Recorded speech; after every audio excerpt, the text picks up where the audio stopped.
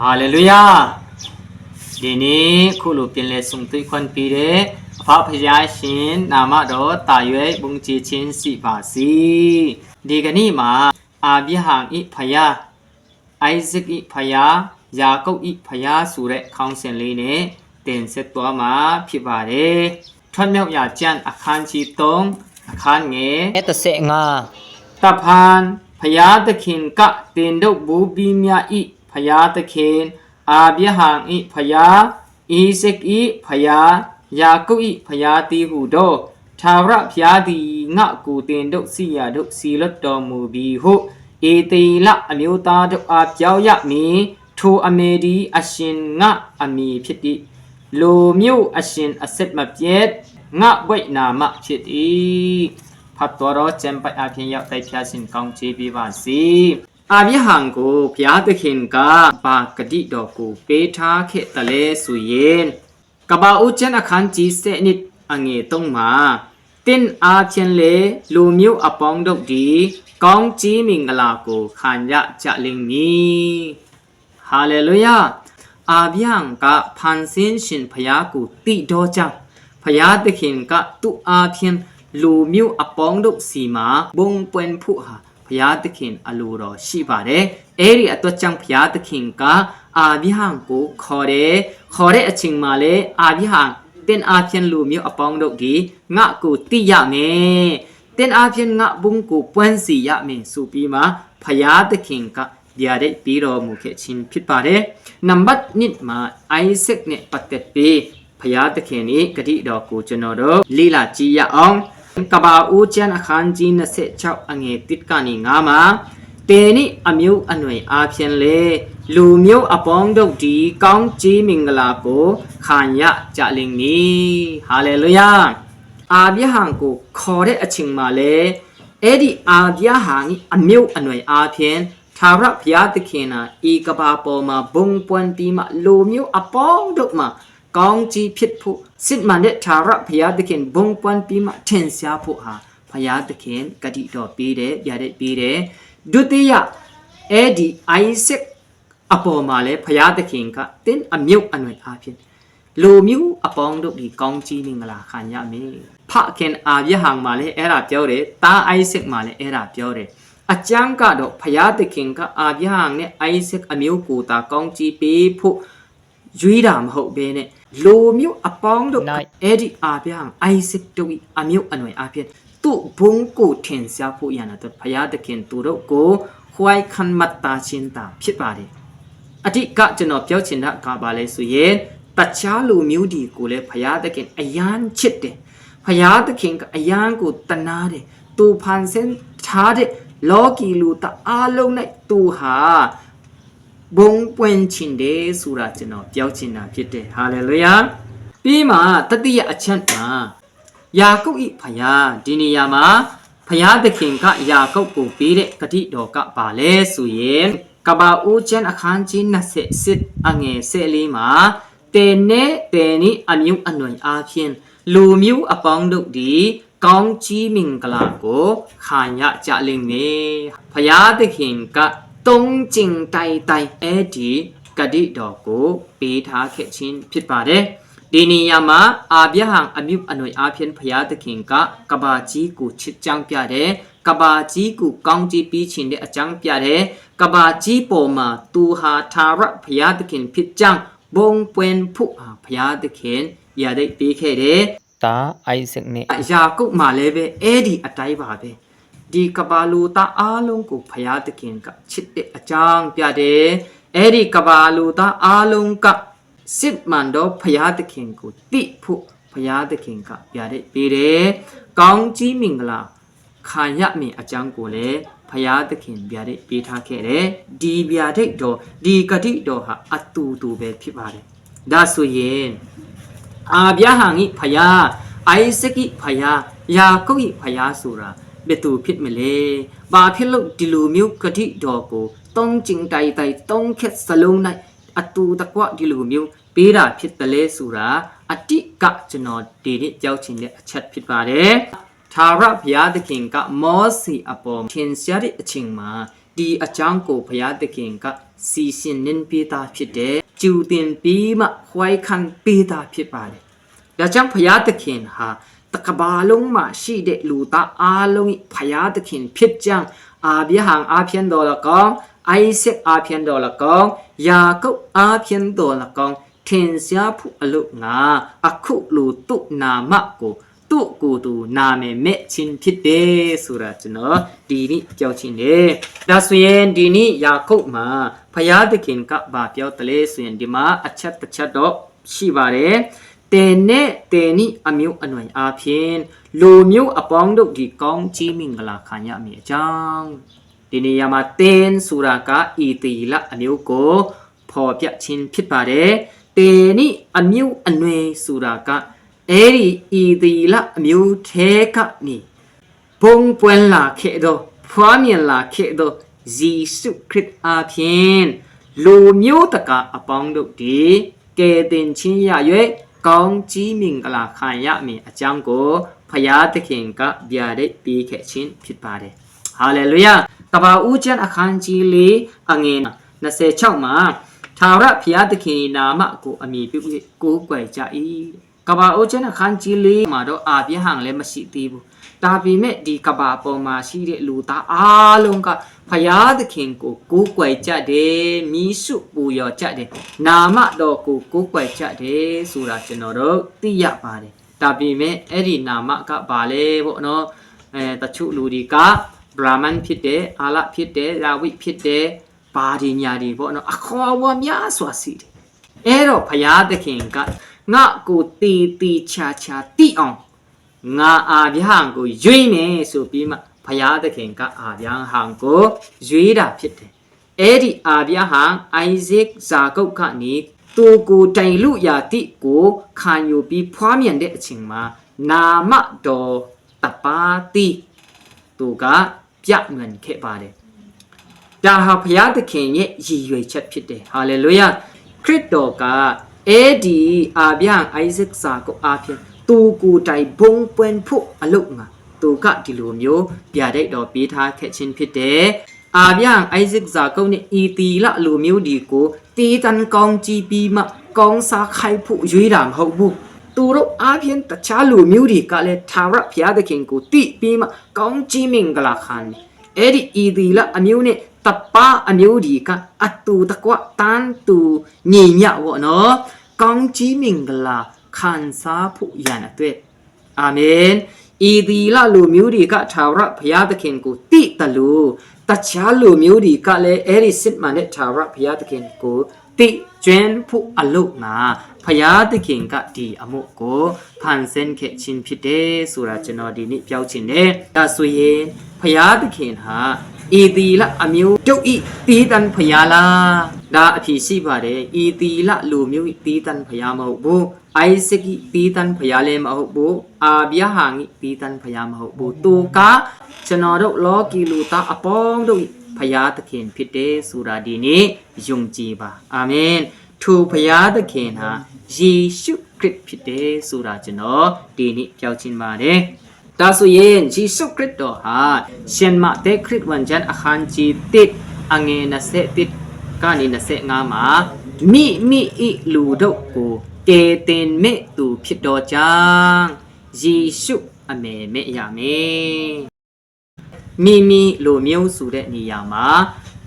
သူကိုယ်တိုင်ဖန်ဆင်းထားတဲ့လူသားအပေါင်းတို့ကိုပြောပြခြင်းဖြစ်ပါတယ်ဒါဆိုရင်ယေရှုခရစ်တော်ကသူ့နာမဟာဘာလဲဆိုရင်သူ့လူမျိုးဒီသူပိုင်ဆိုင်ထားတဲ့လူသားတို့ကိုကယ်တင်မဲ့သူဖြစ်တယ်ဒီနေရာမှာ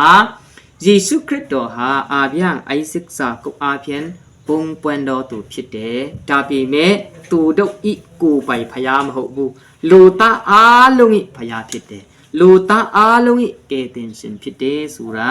သမာကျမ်းစာကဖွင့်ပြခဲ့ခြင်းဖြစ်ပါတယ်ဟာလေလုယာပြီးမှ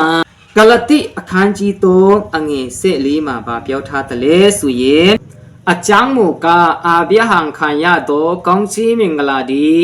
ယေရှုခရစ်အားဖြင့်တပါအမျိုးသားတို့၌တိတ်ရောက်သည်ဖြစ်၍ပြောချင်တာကဘာလဲဆိုရင်阿别行阿婆嘛，พญาตะเคียนปีตับหยะเด็กกองจีมิงกะลาอาลงเลเบตะปาลูมิวดกในเยซูคริสต์อาเพียนปีเดสุราจันสากะพันเปียแค่ชินพิดบาเดอาเบียหังดีทาระพญาตะเคียนโกยุงจีดีเนโตตะปาลูมิวดีกะเลทูพญาตะเคียนโกยุงจีเดอคามาอาเบียหังนี่อตูตันตูนีมยะอเมดอคันซาโพในงานดอวันซาโพอย่างอเตวพญาตะเคียนควายคันมัตตาดอมูนินปีพิเดดาจังทีนี้อาเบียหังไอซิกสากุพญาหาเตียพญามีอีกูไปพญามีพันเซนสินพญาพิษยุงจีเล็ดขันไล่ปะดาหาพญาตะเคียนเยอลูดอพิษปาเดปีมาเยซูคริสต์ดอกูไดตีชินโกองเมียนปีมาเชียนเป็นท่าเมียวเดนาวคริสต์ดอกะปาเปียวทาตะเลสุเยนเช่นมาเตคริสวันจันอาคารจีนเสสิทอังเอเสสิทกานีนเสมาเป็นดุดีตัวเยลูมิวตะกะอปองดอาเอวันเกลิตยาโกฮอจะโลลูมิวตะกะอปองดงะตะปิพิสีจะโลงาปีโดปิเนตโกตนตินจะโลยาวชินดากะบาเลสุเยนปีชินกูองเมียนปีมาเชียนเปียนท่าเมียวเดสิทมันโดทาระพยาตะเคียนอีตะปิพิษผู้ยานอตุพยาตะเคียนกะลูมิวตะกะอาลุงโกเพ่คอนีเดทูอาเบียหังไอซิกสาก็อาเพียนบงเป็นดอมูโรเยซูคริสต์ดอโกยงจีโดตูอปังดอกดีทาระอติสินชินโกอามันตะเกยะสิตัวมาพิษปาเดฮาเลลูยาเช่นมากูคริสวันจันอาคารจีเสเช่าอังเอเสงาเสเช่ามาเป็นดอกดีโลกีในงานอายะยะสิตมยาดอกตัวเยวินิยะตะตะวะอปองดวะเอวันกีลิตยาโกฮอจะโลยงจีเยเบียติยันโกคันโดตูดีเกตินโดมูชินโดยับละตันมายงจีโดตูมูกาอติสิยันชินโกขันยะละตันเยซูคริสต์ดอกบามาทาตะเลสุเยอาเบียหังไอซิกยาคบอมิวอหน่วยกะนี้บงเปวนลาโดสิสุคริสต์ดอดีตีชินกูองเมียนเยท่าเมียวดอมูวีสิทมันโดพยาตะเคียนพิดเดทูเยซูคริสต์ดอกูยุงจีโดตูอปองดอกดีเกเตนชินยะเมสุเรเอวันกิลิตยากูฮอพูมาจาเคบาเดอาเบียหังไอซิกจากุพยาหาสิทมันโดทาระพยาตะเคียนพิดเดเอริพยาตะเคียนกะลุยาติกูขันอยู่เยพวามียนเดอชิงมาเยซูคริสต์ดออภิตุนามะโกขอวาแค่ชินพิดเดเดเนียมา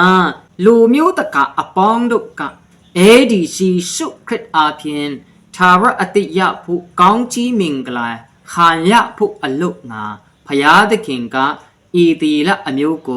จุยเชแค่ชินพิดบาเดดาจังจนอดกะดีเยซูคริสต์ดอโกติมียงจีเล็ดคันเดสุเยนพยาตะเคียนเปลี่ยนเซนเนนโดเกเตนชินกองจีมิงลาโกขันสายะมาเลพิบาเดရှင်ယောဟန်ခရစ်ဝင်ကျမ်းအခန်းကြီး3အငယ်45မှာမောစီဒီတော၌မွေကိုမြောက်ထားတဲ့ကဲ့သို့လူသားသည်မြောက်ထားခြင်းကိုခံရမည်ထိုသားတော်ကိုယုံကြည်သောသူအပေါင်းတို့သည်ပျက်စီးခြင်းသို့မရောက်ထာဝရအသက်ကိုရမည်အကြောင်းသည်ဟာလေလုယာအဲ့ဒီယေရှုခရစ်တော်ကိုယုံကြည်သောသူအပေါင်းတို့သည်ทาระอติยะผู้อลุงาพยาตะเคียนอลูรอชีบาเรเอริอตุพยาตะเคียนกะดีอีตีละลูมิวโกจุยแฉแค่ชินพิเดอีตีละอมิวพยาสูเดอชิงมาเยซูคริสต์ดอกูปงทรงปีมะขอสุแค่ชินพิเดเอริอาเบียงไอเซกยากุแค่ดุงกาดอคริสต์ดอมามวยตีเดอตัวจังนามะดอขอลกมยะบุกูเจกตะลูขอลกยะเดพยานามะสุเยอันยายิชิเดกบาปอมาบ่เนาะลูมิวตะมิวเนตะมิวอขออวามาตูบุดาบิเมดีอขออวามาตูเดอมิวมิวกูพยาตะเข็งกะนามะดอตะปาตีเนตุกูติผู้อลุงาอาเบียหังไอซิกสาโกโกยุยแฉแค่ชินพิเดดีอาเบียหังไอซิกสาโกอาเพียนมวยพัวลาเดอคามาตูกูปีเดนามะหาพยาเยนามะพิเดตัดชาขอวาตะมีอาลงกูพยากะเปเพียดปีมะ ตีเช่นกูองเมียเยเสียนเปลี่ยนท่าเมียวดอเยซูคริสต์อีนามะตะปาตีกูตาอะโคอะชิงมาอะตุมปิวเขชินพิดเดคริสต์ดอท่าเมียวปีเดนักตัชชาอะโคอวารีอาลุงหาพยาตะเกงกะอะตุมมาปิวดอเบเยซูคริสต์ดออีนามะตะปาตีกูตาอะตุมปิวเดสุราจนอดีนี่เปียวชินเดดาจังพยาตะเกงกะมอสีอะปอมางาทีอาเบียหังอิพยาไอซิกิพยายาเก้าอิพยาพิดเดดีนามะหาลูมิวอชินอสิตงะเวนามะพิดเดสุปีมาพยาตะเข่งกะพันเปียเคเดเอดีพยาตะเข่งกะดิลูมิวพันเปียเดอชัดกะบาเลสุเยนอาเบียหังไอซิกซากุอนิวกะนี่ตูวงปวนลาเมสุราพยาตะเขสีเชียนเน้นปีตาพิดเดเอราจังตู้นามะกูพยาตะเข่งกะมาเปียวตีบุอาเบียหังเข็ดดุงกาเลเยซูแม่ชิงเยเลแม่ลุกยาเดดาปีเมตัชาลูมิวดีกะพยาตะเข่งนามะกูอมิวมิวขอวาเดอตวจังพยาตะเข่งกะเอริอชิงมานามะโดตะปาตีอาเพียนตูปุงปอนชินดอจังอาเบียงไอซิกกูพยาตะเข่งกะดีนิยามาอตุมปิวแค่ชินผิดปาเดดาจังไม่สวยดีนี่อชิงมาเช่นเปลี่ยนท่าเมียวดอมูดอเยซูคริสต์ดออีนามะกูเป็นติเดเต็นยงจีเดสุเยนสิทมันเดทาระพยากูเต็นติปีบีพิปาเดทูเยซูคริสต์อาเพียนสิทมันดออัติชินชินกูเป็นอามันขันยะมาพิเดสุราเลจนอยาวชิมาเดปีมาตามันโดวัตถุอาคารจีติดอันเงสิทมาเยซูคริสต์ดอกะบาเปียวทาตะเลสุเยนเตนโดอปอโดตันชินโดวิญญาณโดกูเซนเตโตอาคาเตนโดดีตะคูกูขันยะเยเยรูซาเล็มมิวมะซะโดยูดาปีชะมายิปีมีจีซุนไตอองงาอิติติพิจะลิงมีโหมิงดอมูอีเยซูคริสต์ดอกะอีตีละอมิวตาตุอิกูไปพยายามหกจังกูตีชาชาพันเปียเคบาเรเต็นดดีตัวยะเมเยรูซาเล็มมิวสมาริมิวมีจีสนใจองตัวบางายติดตีกูคำบางาดีสิทธิ์มันเดพยาตะเข็นพิจังตูรกูตนเต็นจ้าบางากูยงจีโรตูอปองดดีเกเต็นชินกูยะเมมายุงจีโรตูมูกาอจิสีเย็นชินกูขันยะเมเดดาสุเย็นเยซูคริสต์ดอกาตะเกบงเปวนลาดิชิงมานามะโดตะปาตีอาเพียนตีกบาโกเทนเสียเขชินพิดบาเดเยซูคริสต์โดตะปาตีตาเลียนสิทมันโดนามะโดพิดเดสิทมันโดพยาตะเข็นพิดเดยงจีไทเดพยาเลพิดเดฮาเลลูยาลาจังมิสเวเยซูคริสต์ดอกูยงจีบาตูตะปาตีตาเลียนอาเบียหางิพยาพิดเดไอซิกิพยาพิดเดยาเก้าอิพยาพิดเดสุราดีนี้จะนบเจ้าชินวาเรเบียเรจันอาคารจีนเสเนนิดอาคารเงตะเสคอนมางาดีกาดาวิยานิจิดีอันไวเลพิดีทนเต้าโดมูเต้าเจเลพิดีวิญญาณโนเนมิงกลาทรงตะดุตมีกะลาเขปาหุสุจาอีจารอตุกะเลลาเขปาเมหุสุบาสียิงัดโดตุดีลาภสีอโลชิโดตูดีอโภโกมาเปเวอติเยโกโยบาสีฮาเลลูยาเยซูคริสต์ดอกาเนาส่งลูตาดอกในปาโกมาทาเขตะเลสุเยนยีงัดโดตูชิตมยาดอกดีอโภโกมาเปเวอติเยโกงะทันมาลาเต้าจะบาสุปีมาทาเขเดอาเมนอีกบาโปมาရှိနေကြတဲ့လူသားအလုံးကအသက်ကြီးကိုစာငတ်ကြတာဖြစ်ပါတယ်ယခုဘဝအတွက်ဖြစ်စီနှုံဘဝအတွက်ဖြစ်စီတန်တရားအစစ်စစ်မှာအသက်ရှင်ဖို့ကောင်းစားဖို့ဟာဖရာတရားကိုလူသားတို့ကရှာဖွေကြတာဖြစ်တယ်အဲ့ဒီနေရာမှာတကဲ့ကဲတင်ချင်းကိုပေးနိုင်တော့သူအသက်ကိုပေးနိုင်တော့သူဟာယေရှုခရစ်တော်တပါးပဲဖြစ်ပါတယ်အသက်ကြီးကိုตูในตอกดอตูดีจักขุบวะนองบวะมาทาระอติดกูอมายะเมสุราดีนี้จะนอเปียวชินบาเดฮาเลลูยาดาจังมิสวยดีนี้จะนอเปียวชินดากะบาเลสุเยนอาเบียหาไอซิกซาโกอิพยาสุรากะ လောကီလူသားအားလုံးဒီကဘာပေါ်မှာရှိတဲ့လူသားမျိုးနွယ်အားလုံး၏ဖယားဖြစ်တယ်ဆိုတာကျွန်တော်ပြောချင်ပါတယ်ထာဝရဘုရားသခင်ကလူသားအားလုံးတို့ဒီသူ့ကိုတိဖို့နာမတော်တပါးတီးကိုပေးချင်လွန်လို့အာဗျံအိုက်ဇက်ယာကုပ်ကိုရွေးခဲ့ခြင်းဖြစ်တယ်အဲ့ဒီနေ့သူဘုရားသခင်ကဧဒီလအမျိုးကနေဘုံပွန်ပြီးမှမွေးဖွားလာတဲ့အချိန်မှာသူကိုတိုင်ဖွင့်ပြတဲ့ယေရှုခရစ်တော်ဆိုတဲ့နာမဟာဘုရားသခင်၏စစ်မှန်သောနာမဖြစ်တယ်ယေရှုခရစ်တော်ဟာစစ်မှန်သောဘုရားသခင်ဖြစ်တယ်ဆိုတာယနေ့တိမှတ်ယုံကြည်ကြပါလို့လဲကျွန်တော်ပြောချင်တယ်အာမင်အကြောင်းမိတ်ဆွေဒီနေ့ခင်များရဲ့အသက်တာမှာအသက်ကိုခင်များစာငတ်နေတာဖြစ်တယ်ဖျားနာနေတဲ့အချိန်မှာလဲဆေးလုံးတောက်တာစီးထူးရတာအသက်ရဖို့ပဲလေပြီးမှဒေဘာတာမဆူဖို့နော်ဖျားတရားကိုယူတည်လေးစားပြီးမှဝတ်ပြုကိုးကွယ်တာလေအတိတ်ရဖို့ဖြစ်တယ်ယခုဘဝနှုံဘဝအသက်ရှာပွားတာဖြစ်တယ်ဒါကြောင့်မိတ်ဆွေဒီနေ့ဒီအချိန်မှာကျွန်တော်ပြောချင်တာကယခုဘဝအသက်ဖြစ်စီမိမိနှုံဘဝအသက်ဖြစ်စီအာမခံပေးနိုင်တော့သူဟာယေရှုခရစ်တော်ဖြစ်တယ်ယေရှုခရစ်တော်ထံမှာသူအသက်ရေကိုတောက်ပါယေရှုခရစ်တော်ပေးတဲ့ဂတိတော်ကိုခံယူလိုက်ပါလို့ကျွန်တော်ပြောချင်ပါတယ်လောကလူသားအားလုံးကိုကယ်တင်မဲ့သူယေရှုခရစ်တော်ပွင့်လာဖို့အတွက်ဘုရားသခင်ကဒီအာဗျံအိုက်ဇက်ကိုရွေးချယ်ခဲ့ခြင်းခွိုက်ခံမတ်တာခဲ့ခြင်းဖြစ်ပါတယ်အာဗျံအိုက်ဇက်ဇာကောဘုရားသခင်ဟာယေရှုခရစ်တော်ပဲဖြစ်ပါတယ်ဒီယေရှုခရစ်တော်ဟာလောကလူသားအားလုံး၏ဘုရားသခင်လည်းဖြစ်တယ်ဆိုတာကျွန်တော်ပြောချင်တယ်ယေရှုခရစ်တော်ကိုသင်ယုံကြည်ရင်ယုံကြည်တဲ့အတိုင်းအသက်ရှင်ရမယ်ကယ်တင်ခြင်းခံရမယ်ယေရှုခရစ်တော်ကိုယ်တိုင်ကတည်ခြင်းကိုအောင်ပွဲခံပြီးမှထမြောက်ဒီနေ့တော့ထိုသခင်ယေရှုခရစ်တော်ကိုယုံကြည်တော်သူအပေါင်းတို့ဒီလေယေရှုခရစ်အားဖြင့်ရှင်ပြန်ထမြောက်ကြလိမ့်မယ်ယခုဘဝနောင်ဘဝ၌ထာဝရအသက်ရှင်ခြင်းအခွင့်ကိုရကြလိမ့်မယ်ဆိုတာကျွန်တော်ဒီနေ့ဆွေးနွေးတင်ပြလိုပါတယ်။ဈာနာသူအရောက်စီတိုက်ဘုရားသခင်ကောင်းချီးပေးပါစေ။